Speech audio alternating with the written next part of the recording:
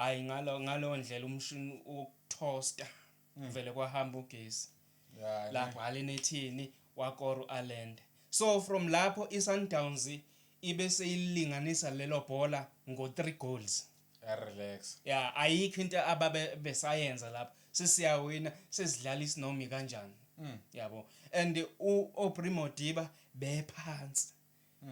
First half bephansi. Yabo sebenzile ondamane lapha emuva as usual. Luckily enough no tackless ngathi I penalty this time. Yeah ne. Yeah. So iguquka igame ilead eMamelodi Sundowns ngo 1-0. Second half yaphaphama iSundowns waphaphama uMnodiba. Ya substitute isikhukhuna khona umdlalo wabo obeyi right wing. Right wing ungenile washisa lo mdlali wa deliver ama cross amnandi lapha ya ukuthi bengakamcingi kahle uGrobler. Yeah, ubehlupha lapha ebakhathazile iMamelodi Sundowns.